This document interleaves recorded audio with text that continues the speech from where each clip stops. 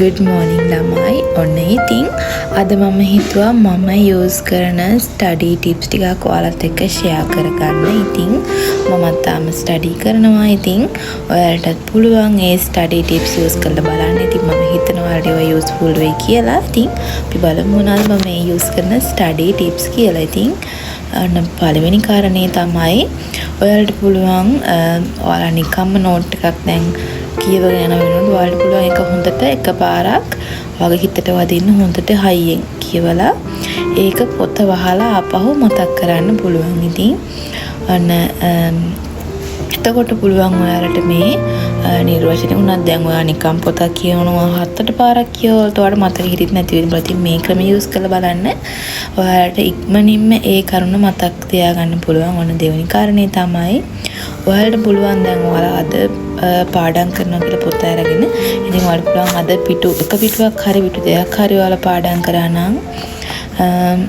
ඔයාලට පුළුවන් ඒ පාඩම් කරපු පිටු එක හෝ පිටු දෙක දැන් අද පාඩම් කරා නම් හෙට බලන්න ඊට පස්සේ දවස් 2කින් ඊට පස්සේ දවස් 4කින් සතියකින් සති දෙකකින් මාසෙකින් මේ වගේ ඔයාලට ඒ කරුණ අමතක වෙන නොදී ආපහු රිකෝල් කරන්න ආපහු මතක් කරන්න ඕනේ.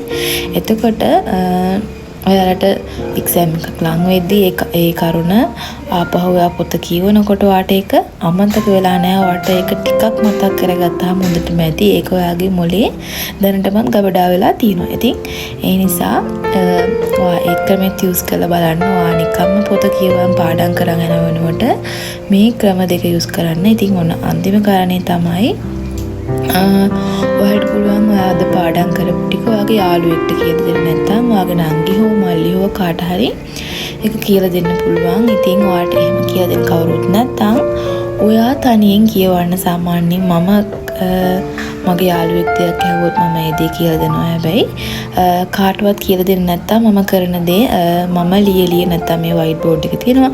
ඉතින් white board එකක වුණත් ඔයාලට ලියලා ඔයා උගන්වනවා වගේ ඔයා තනියෙන් ඒ දේ කාට හරි උගන්වනවා වගේ කියන්න. එතකොට ඔයාට ඒක ඉක්මනට මතක ඉන්නවා. එතකොට ඔයා කාට හරි උගන්වන විදිහට මතක තියාගන්න උරු වෙනෝනේ. අන්න ඒ වගේ ඔයාට පුළුවන් මේ ක්‍රම තුන try කරලා බලන්න. ඉතින් මේ ක්‍රම තුන useful වුණා නම් comment එකක් දාන්න. ඉතින් try කරලා බලන්න හැමෝම අනිවාර්යෙන්ම. ඉතින් මම use කරන නිසා ඒකෙන් result එකක් මට තියෙනවා. ඉතින් එහෙම තමයි මම මතක තියාගන්නේ. මොකද එකපාරට කියපු ගමන් කාටවත් මතක හිටින්නේ නැහැ නේද? ඉතින් මං හිතනවා ඔයාලට මේ ක්‍රම තුන useful වෙයි කියලා. ඉතින් අනිවාර්යෙන් try කරලා බලන්න පුතේ.